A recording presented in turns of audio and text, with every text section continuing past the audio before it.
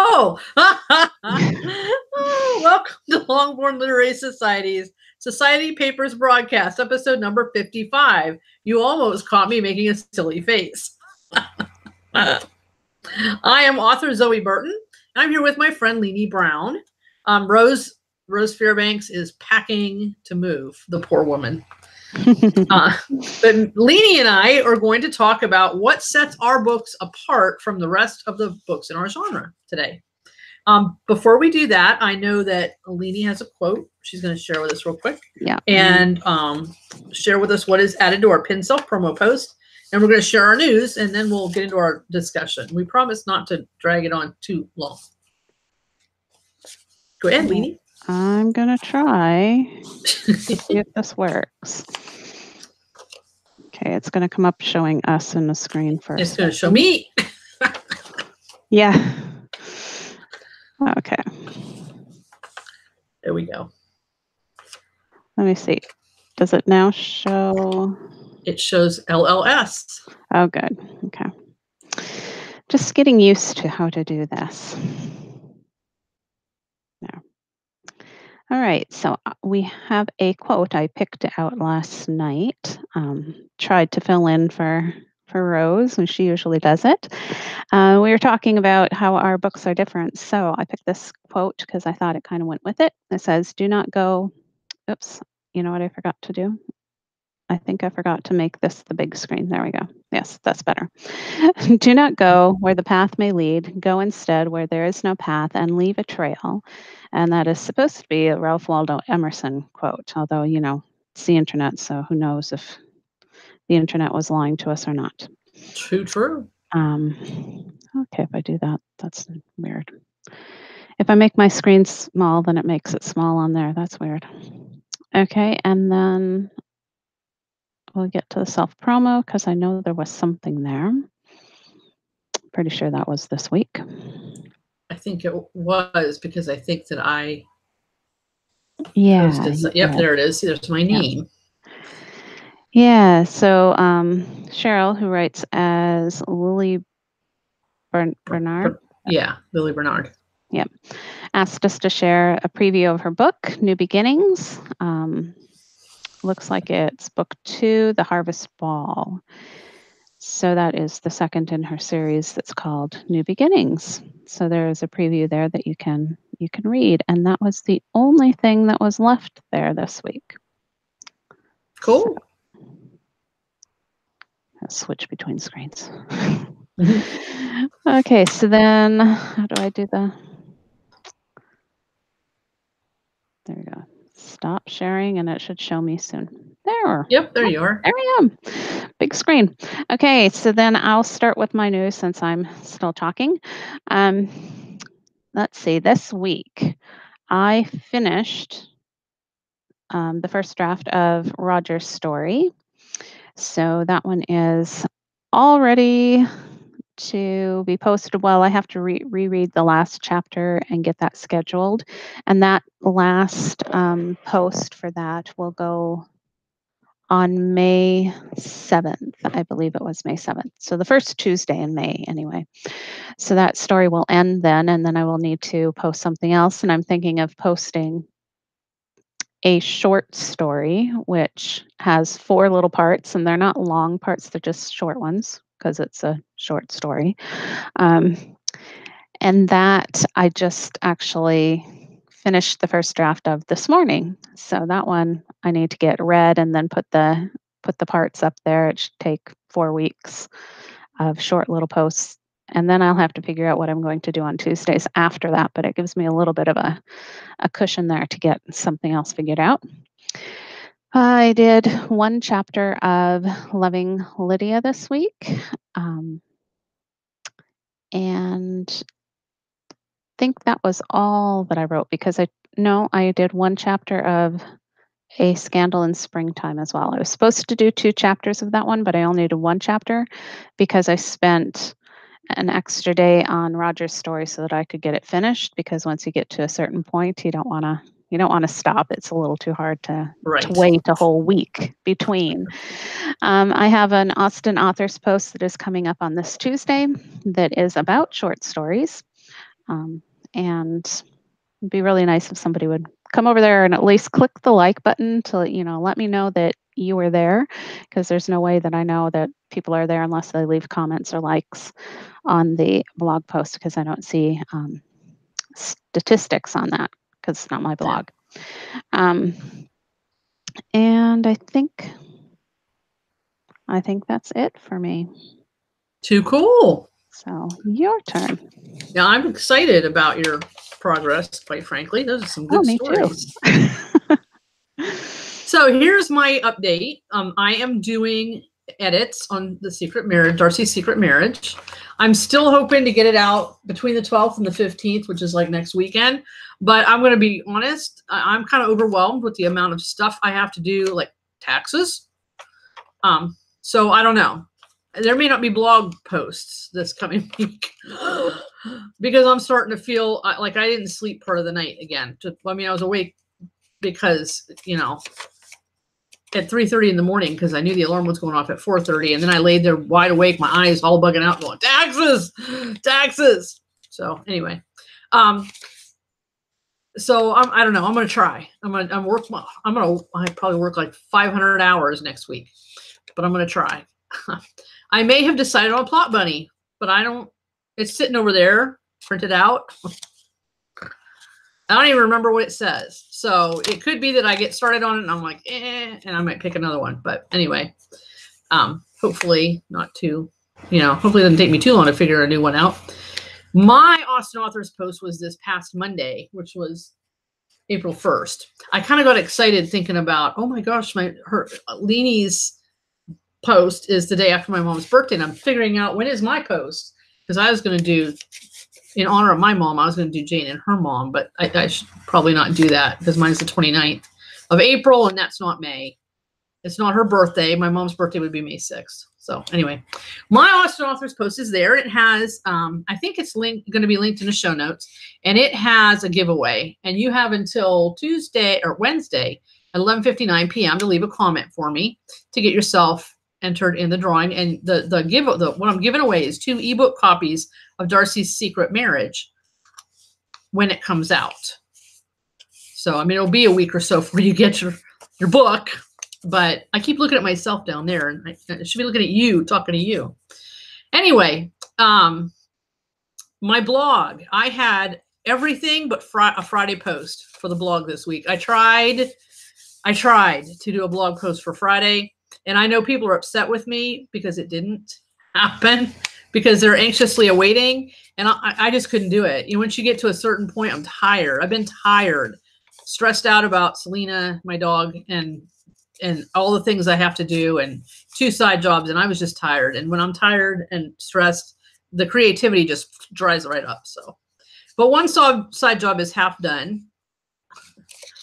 So I've got a couple more weeks on that and I'll be finished. And then the other, I'm behind on the other one, but I get paid with the one that I'm behind on faster than I get paid the other one. So, we're going to be catching that up this week. I mentioned this, and I don't remember if I put it in the show notes or not. I mentioned this in my live last night that I am selling. I know Rose is, and I'm not copying Rose because I did it first. But Rose is selling because she's moving, so she's selling books. So she shouldn't have to move with them, So I thought I should mention I'm selling signed print copies on my website, and the books are the same cost as they would be if you bought them on Amazon, but I take the shipping out of that and I take tax out of that. So you're only paying for the book, and I'm covering everything else. So like Darcy over here, I have a couple copies of that, 3 I think, and I want to say it's $8.99. And so I'll pay the shipping out of that, and I'll set aside, sales tax out of that. And then you get the book, and you don't have all those extra shipping charges and stuff. Anyway, it's the web address is zoeburton.com/shop. So if you're interested, go ahead and check that out. And I think that might be, my little paper is all folded up. So I think that must be all my news. It must be. Must be. Because it's all folded up. I can't see anything else. So. It was zoeburton.com. Yep, /shop. There might be another slash on the end for some strange reason, but yeah, who knows? who knows? I don't know. I managed to get it in my, because I copied you. Sorry. But it's a teacher thing. I keep saying that. That's you right. have to be able to copy to be a teacher. So I copied that when I put my Burton's Babes, because I have a YouTube channel, and I put that on the internet or Facebook, a couple of spots. So I copied that idea of putting all this stuff into the show notes. Yep. And so I remember to put it there, but that doesn't mean, geez, that doesn't mean I remembered it anywhere else. Yeah, and Kimberly had said hi. So. Oh, hi, Kim. How you doing? We weren't totally alone today. Yay. She came last night to see me too. I was pretty much bawling my eyes out. Oh. I kept talking about Selena and getting sadder and sadder, and I was so tired, and I just went, ah! Yeah, that happens. That happens for sure. All right. So our discussion. We're talking about our books. We are moving quickly too. We are. Look at us. Our discussion is about our books and what would make them different from our genre. Well, what is our genre first? Zoe, what's our genre? Our genre is Jane Austen fan fiction, which takes Jane Austen's characters mostly from Pride and Prejudice. Mostly. Traditionally, that's been the big sellers, is Pride and Prejudice variations. And that's the one, when you go to the forums, that's mostly what you're going to find. But we take those characters and we put them in original situations. Or maybe we might start somewhere in Jane Austen's original Pride and Prejudice, or whatever book we're looking at, and from where they are at a certain point, and then instead of them following the story of Jane Austen that Jane Austen wrote, we take them somewhere else. Or, well, I won't tell you what I do, but that's basically what it is. It's basically certain characters that mostly show up in every book traditionally, not necessarily ours, and certain and I might be mashing this up really bad, so you might need to correct me, but that's basically what it is. Jane Austen's characters, mainly Darcy and Elizabeth, in original situations. But we twist it a bit. Or a lot. Or a lot. Depends on your point of view, or, depending on who you are. Who you are and how honest you're being. Yes. Yeah. And some of us are accused of being more twisty than others. Right. So Jane Austen fan fiction is our main genre, although Rose and I have branched out a little bit into the Regency romance. Zoe's not there yet.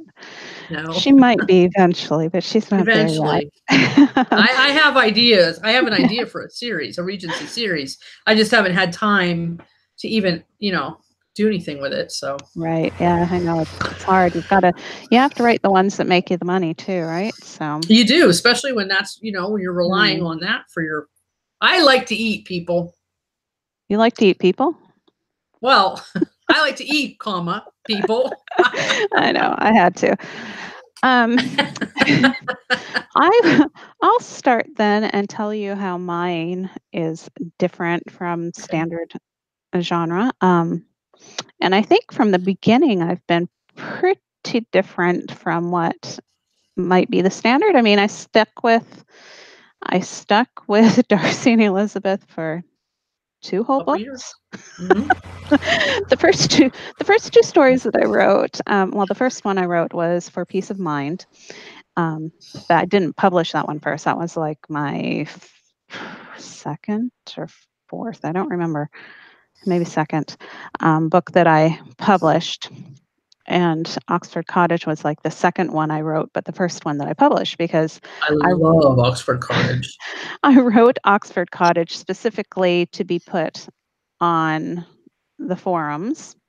So I wrote it with other people seeing it in mind, where for Peace of Mind was just, I wonder if I can write something longer than 2,000 words. So I was just writing it for me. So there was a lot of correcting that needed to happen in that one, a lot of stuff that had to get fixed. I didn't think about propriety or, any of that sort of thing when I was writing it, proper wording or any of that. It was just, can I do this? And I was having fun with it. And then I wrote, I can't remember if I wrote them in this order or not, but I know I published them in this order. There was Listen to Your Heart, which is about Anne and Richard, which is what I call Colonel Fitzwilliam in all my books. He's Richard. Mm-hmm. He always will be. Yeah. Unless I'm going to write him bad or something, then I would change his name because I wouldn't want that associated with him in the regular ones. But I don't see me writing him bad ever. Yeah. I might. And then I wrote Through Every Storm, which is about Wickham and Lydia. So, even from the beginning, I was doing things that were different, and I wasn't writing super long. Like the first two I wrote were Oxford Cottage is long. Yeah, I think it's 50,000 something. I know For Peace of Mind is around 60,000, but those are the only two that I've ever done that are that long so far. And Oxford Cottage is a lot of little pieces put together too. So it's not just like one solid story all the way through. There are like 4 prequels, then your main story, and then there are a couple of after prequels, not prequels. Sequels. Yeah, epilogues or whatever you want to call them. Epilogues, yeah. Yeah. So it's a little bit of a different style than what would normally be done. But what I've always wanted to do since the beginning is I've always wanted to be an author of Austen-inspired and original sweet Regency romances. Maybe someday it'll be non-Regency. I don't know. But right now, Regency is what I would like to do. I haven't completely said I wouldn't do anything else. And my most fun writing is when I get to write the side characters and develop them into things. And then I went from there and I expanded into another book, my favorite, which happens to be, everybody else's like least favorite or most people's least favorite, Mansfield Park. And I did that a little. Is my least favorite. I don't mind Mansfield Park so much. My least favorite is Persuasion. But well, you can't be perfect, I guess. No, almost, but not quite. And so that's where I really started to do things that were what I want to do, but not necessarily what the genre accepts. It's different than what it was. I mean, I started out writing novellas, and I was told you can't do novellas, and you shouldn't do side characters and things like that. But I did them anyway because I wanted to, and there's more acceptance of them now than there was when I started. So I'm hopeful that in 4 or 5 years there'll be more acceptance of the things I'm doing now. We're hoping. And I started writing a series that is a sequel series to Mansfield Park. I didn't want to change anything from Mansfield Park. I just wanted to continue on from where Jane Austen left the characters. So I started with Henry, and I did his story, and I had to create a community or a world around him of friends that he would interact with.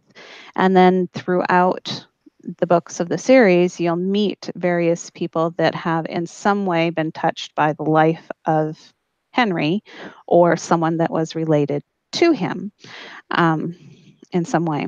So the second book in that series, I'm mixing Jane Austen's characters with original characters and original plots and that sort of thing. The backstory, Henry's backstory is the same as it was in the novel.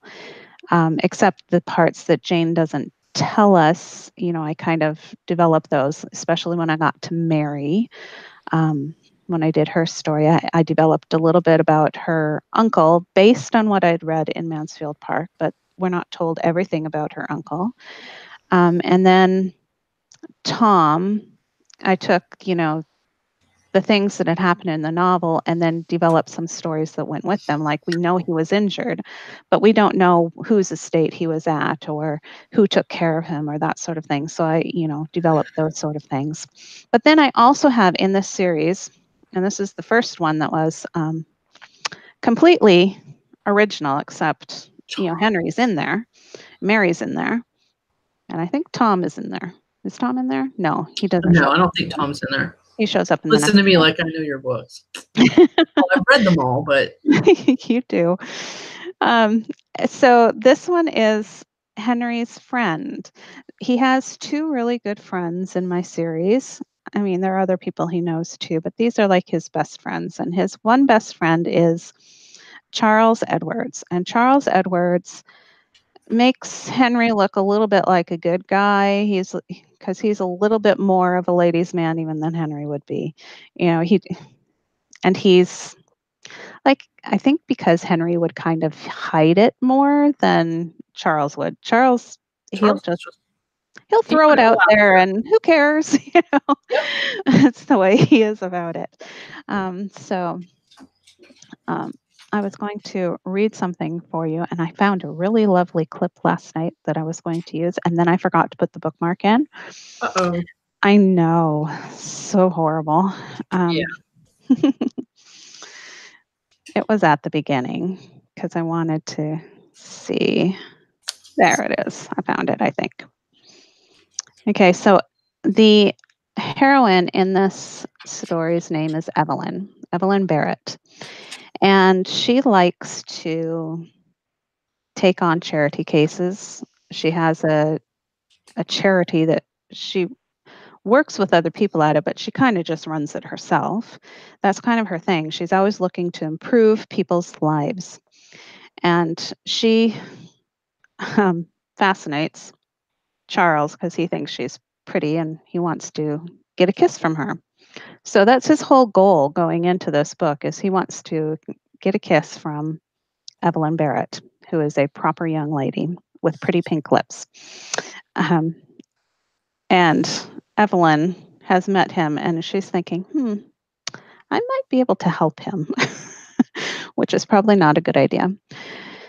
Okay, so here she has met him. She was with Constance. Constance is Henry's betrothed at this point, Constance Linton.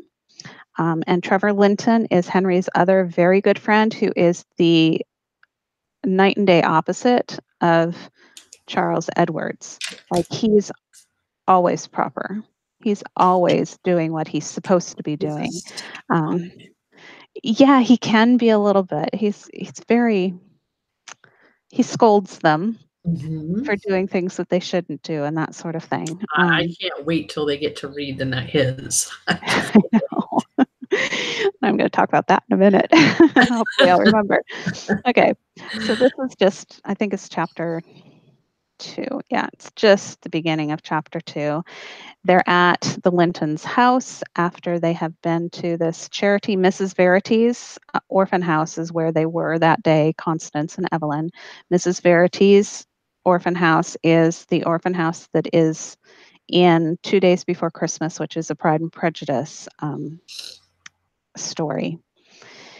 And I'm tying those two series together, which I will get to. So Evelyn's mother, who is also very proper and demanding, very demanding, has just found out that they have invited Mr. Edwards to go to the theater with them that night. And she is not terribly happy that her daughter has invited a gentleman to go with her to the theater because you're not supposed to do that, right? Okay. Anyway, Charles has a black eye at this point, and you have to read Henry's story to understand exactly how he gets his black eye.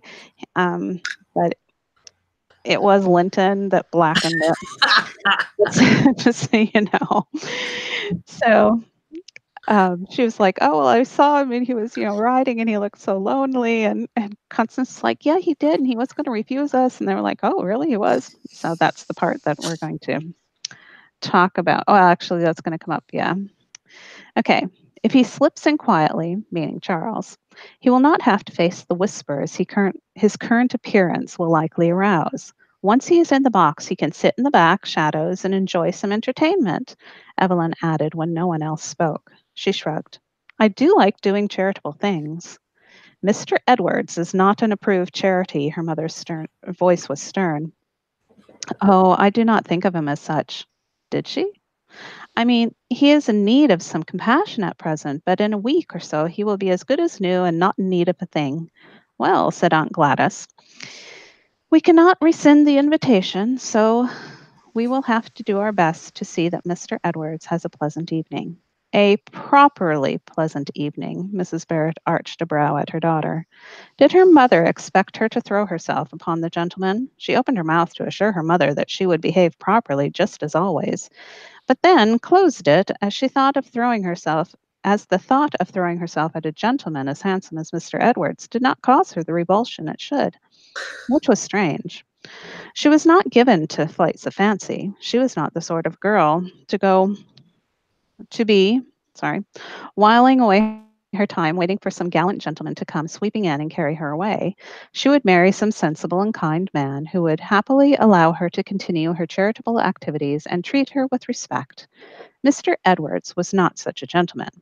If he did swoop in to carry her away, she would likely find herself at his castle with 25 other lovely damsels. There, that was the shudder she should have felt all along. I shall be as proper as always, she finally said. Her mother did not look completely convinced. He did look lonely and nearly refused to come, said Constance. Did he? Asked Henry. Yes, very, which is why I pressed him to join us. His eye looks better, but I could not help feeling dreadful just seeing it. You are too good, Henry's smile was returned. I am I not? Constance said with a laugh. Very, muttered her brother.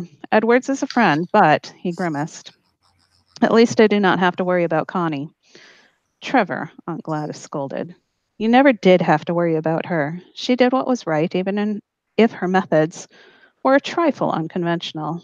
Meeting with a gentleman of Edward's reputation in an alcove is more than a trifle unconventional for a proper chit like Connie, Trevor retorted. I was not alone, Constance protested. Little good that did you, Trevor muttered and then shrugged. If a goat shows up among the sheep, you may you make the best of it, I guess. Goat, Aunt Gladys said with a laugh. I think Mr. Edwards is more of a wolf than a goat, which is why we will watch our sheep carefully. Well, Evelyn, her mother stood, I do think it is time for us to depart, so that we will have enough time to prepare for tonight's festivities. Her mother smiled and extended her hand to Evelyn, who obediently placed her hand in it. She knew that though her mother looked all that was serene and reconciled to the notion of Mr. Edwards being included in their party, she was not. A smile, especially on the face of her mother, could hide many things. It was a required part of becoming a lady of standing, her mother had often told her. Yet Evelyn struggled at times to look complacent when she was feeling the opposite. One day as well she might be as well practiced as her mother at such a skill. And then they're leaving there. So you get a little taste of how um, Henry was there, but he's not the focus of the story, and there's nothing really terribly Mansfieldy Park about what I was reading, although there is a little bit of a Mansfield Park feel to it because Charles is trying to do one thing and he ends up getting caught up in it, and just like Henry did with Fanny. Yep. So there is a little tiny bit of a touch there, but it's a completely new story. And then poor Charles Linton, who likes everything very proper and orderly. If you read my blog on Monday, you get to read the little excerpt of where he meets Kitty Bennett at Mrs. Verity's house, in a scandalous springtime. Yeah. And his very proper world gets turned right upside down on its head, and he's quite the mess after that. And he does a good Darcy-like job of impressing a Bennett lady. So that I think is what part of what makes my books different is I'm always trying to make all these original characters and expanding it and pulling it out, and it's Jane Austen meets Sweet Regency romance, really. And I don't do it with a really heavy tone usually. Everything is fairly light, and that doesn't mean it's not serious. That just means that it doesn't have a depressing tone to it. It has, you have moments where things might be dark and gloomy, but it's often balanced out. That's what I'm trying to say. Balanced out by, a moment of levity or something sweet that'll happen. And a lot of times if, everything's going really well and it's just, partway into the book, that, the rug is going to get yanked out and things are going to go drastically bad. And if I ever post anything and say, sorry about the cliffhanger, I'm not kidding. But you don't often put, how do I want to say this? A lot of like obvious angst. No. People don't get kidnapped except for Oxford Cottage. Yeah. Nobody gets kidnapped or shot or. Well, that was for peace of mind. That was for peace of mind. Okay. Yeah. Nobody gets. I'm trying to think of my books. What have I done? Nobody gets attacked. Nobody's in a carriage accident and loses their entire family. That's not that's how you're different too, because a lot of Jaff is hard hitting, Yeah, I do. And I include because I have a fondness for putting them in physical danger. I like to do a lot of interpersonal, I think, type things, but they're not necessarily misunderstandings and angry at each other, arguing, fighting type, interpersonal things. So, and I like to do a lot of character growth where there's something that needs to be improved within the character and they're trying to become their best self. So I like to do a lot of redeeming too. But very cool. That's mine. So I hope I explained that well enough. Nobody left any questions or comments? I don't have it up, so I can't. No, Kimberly had said that she was just glad that we were moving along quickly because she only has an hour. Oh, okay. I'll talk fast. Well, all right. You've got 27 minutes. Okay. Well, I can be pretty succinct, probably. We've talked a little bit before about like what Jaff is and what a lot of, here's my opening statement. A lot of Jaff is what they call high angst, which is it takes Darcy and Elizabeth the whole book, and they're fighting back and forth, and 399 pages, and then they get together for like 4 or 5.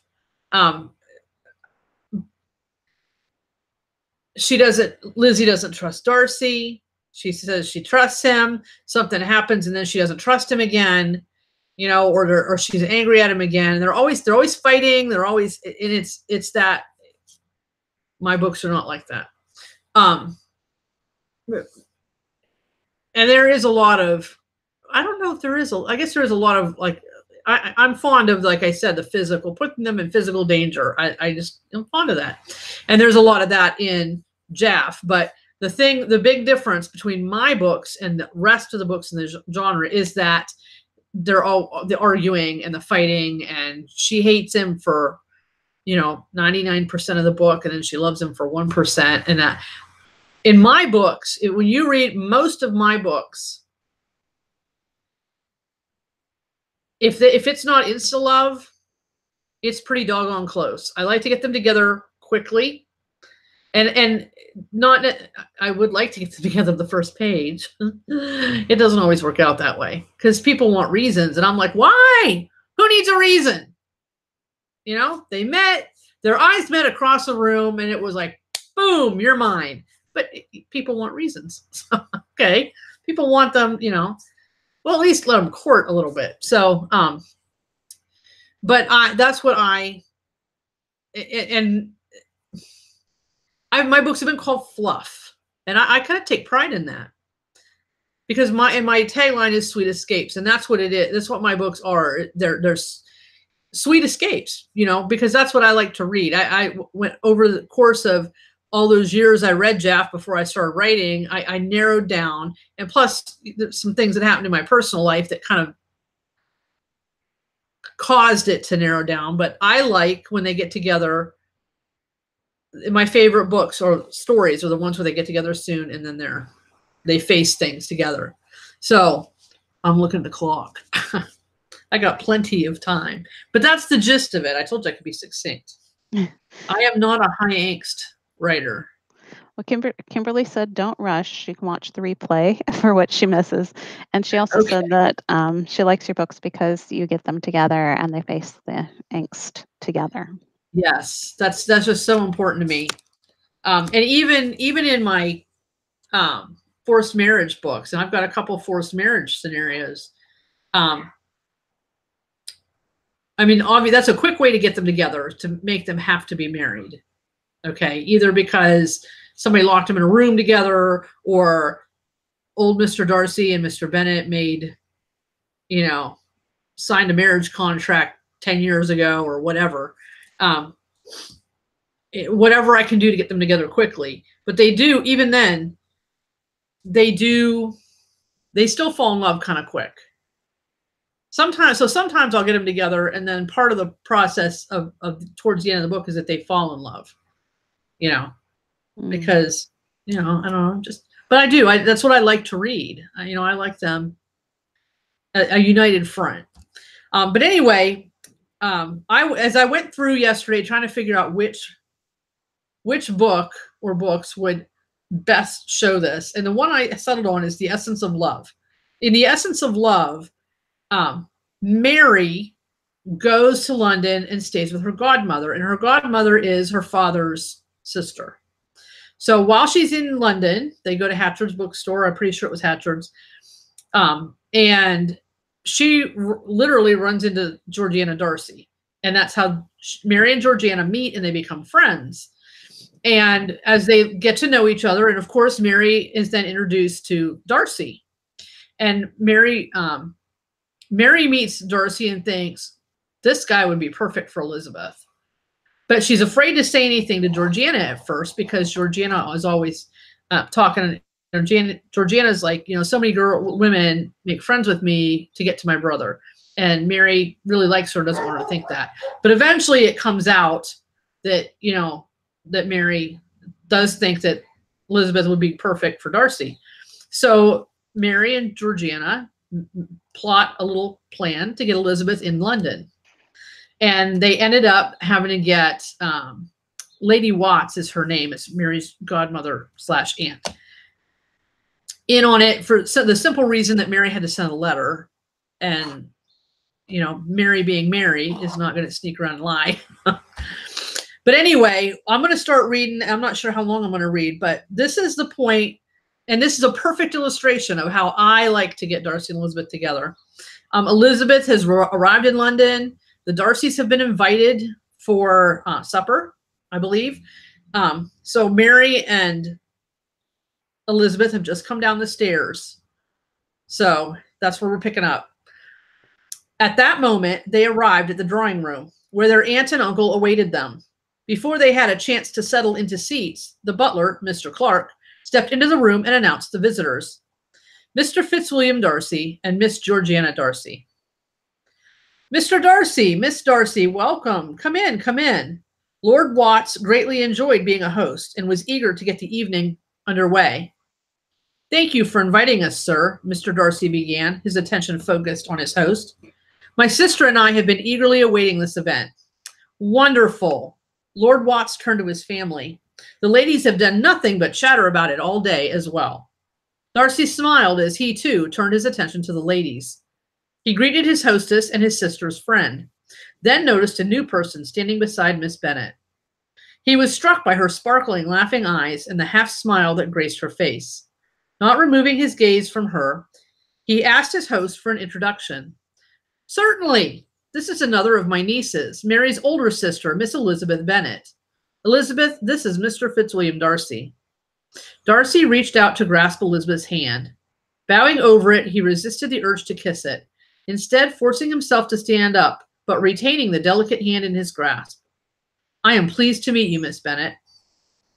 Elizabeth startled at the sound of his deep voice. She blushed, curtsying and returning his greeting. Her attention had been riveted by the tall, handsome man when he entered the room, and his warm touch made her heart race. For that reason, she made no move to pull her hand away, though she knew very well that she should. Mary and Georgiana exchanged glances, relaying to each other their happiness with the events of the evening so far.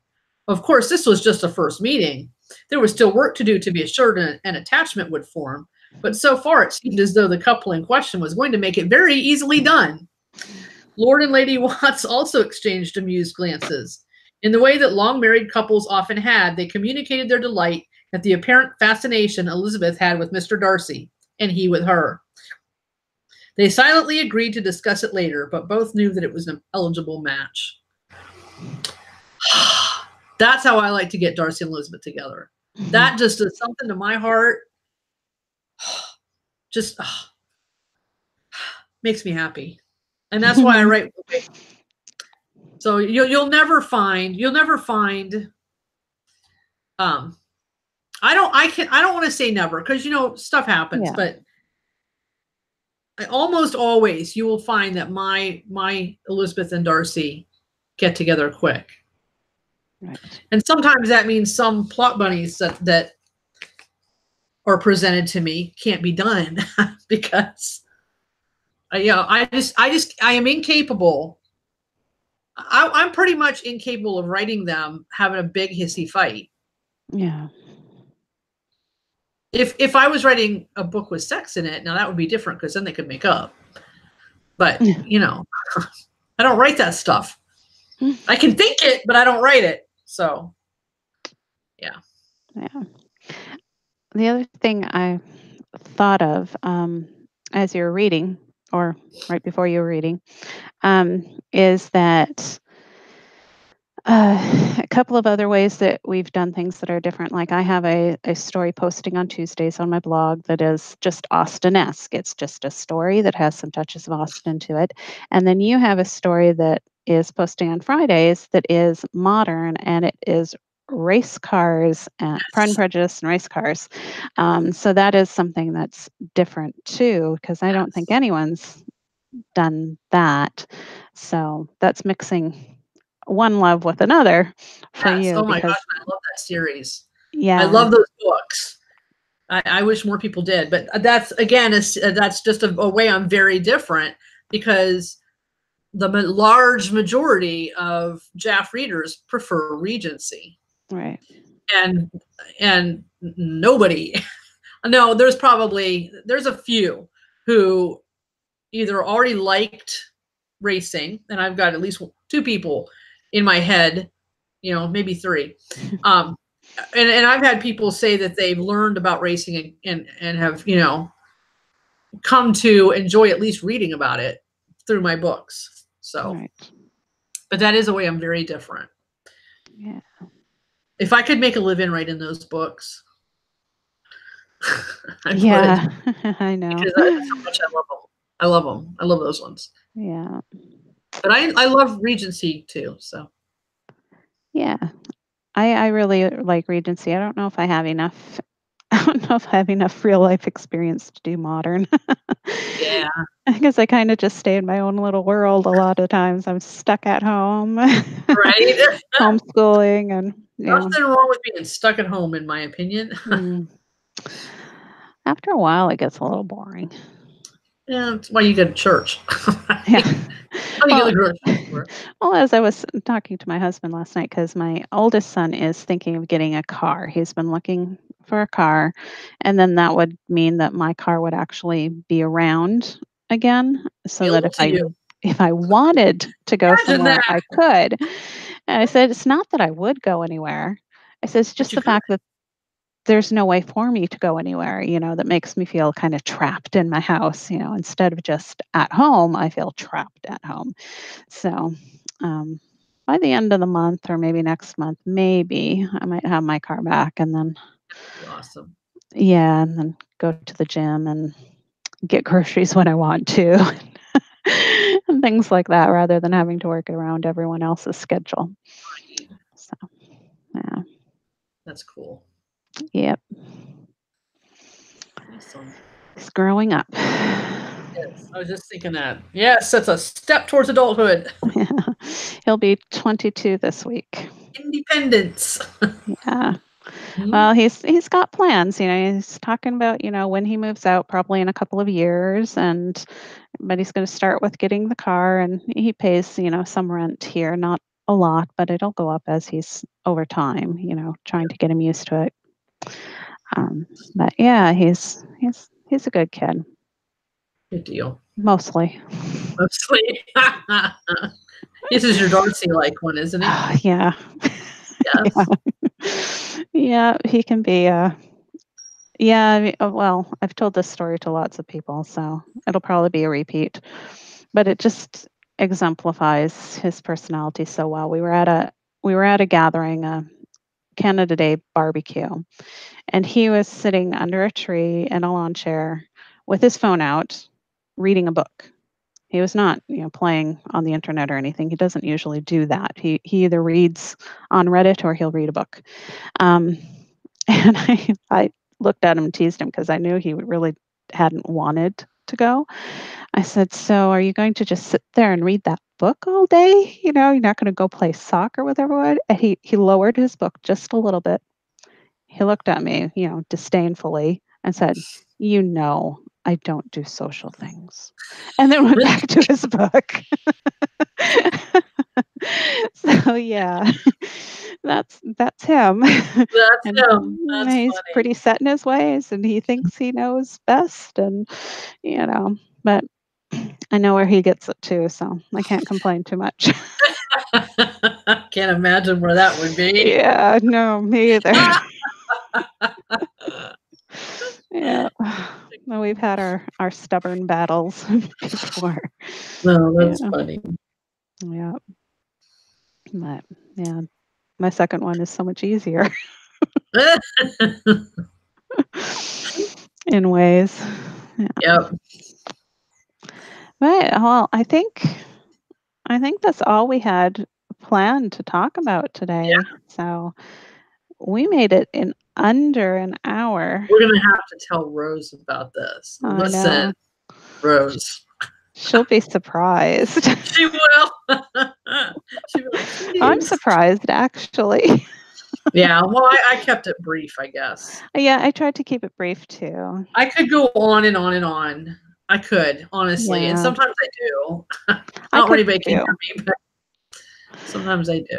I could too because there's so much that I like to do and that doesn't always seem to be accepted. And so that it's different. Well, like Yeah.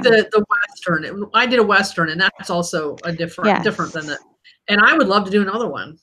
Yeah. And I Those may are, do one for a blog story, but it's not gonna be something it's gonna be like I'm doing the race story where it's just 500 or 1,000 words a week. Because right. the Western sold a little bit better than the race books, but not that much.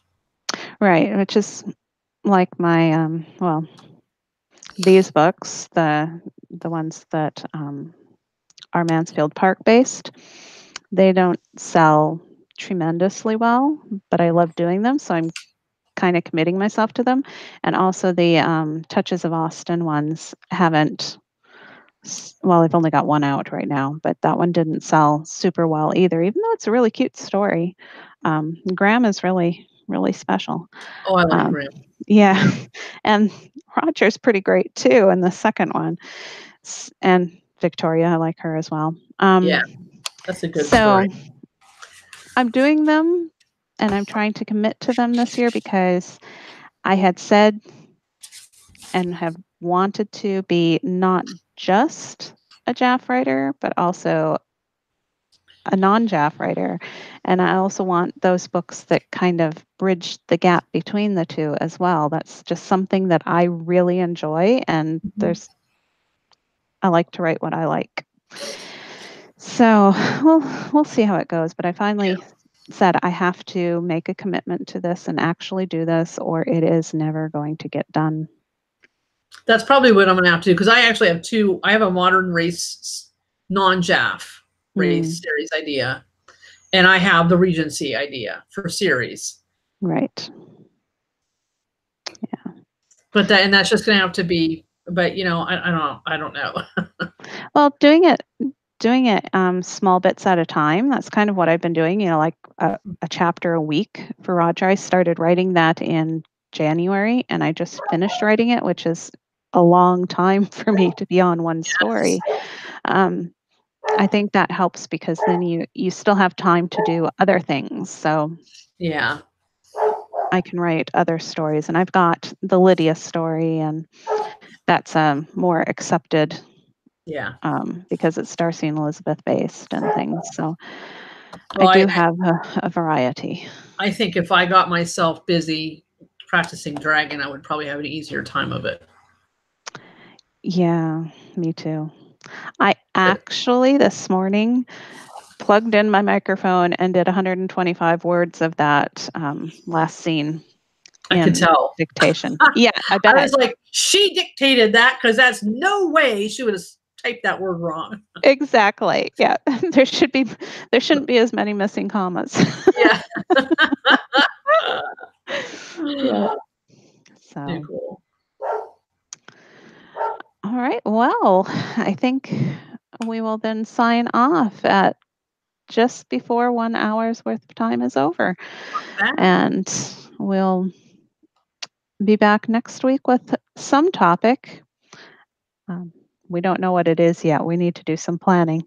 Some planning. What is next week? Next week's the 13th. Okay. Oh, yeah. We're good. Next week's the 13th. And I will be going out for birthday supper that evening with family. So now I want cake. I want chocolate birthday cake. Yeah, he's not into cake, so we probably won't have cake. Of course, because he's a Darcy. It has to be different. Yep. We're all pretty different here, so. Yeah.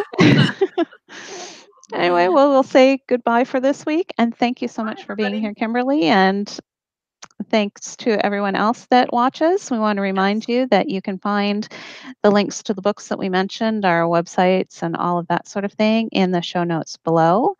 We are currently taking turns hosting the show. We don't have a Longboard and Literary Society channel at this point. So if you want to make sure you get notifications from YouTube, you can you can like our pages or follow our pages, subscribe. I think that's what they call, right? Yeah, subscribe our channels, which are also in the show notes. And then you can click the little bell button. There's a little bell that you can click, and that will give you notifications for any time that there would be a new video that is posted, whether it's a live or if we've just uploaded some sort of book trailer or whatever, you'd probably get a notification for that as well. So it's a couple of ways that you can keep up with us. And we will see you next week. Bye. Bye, everybody.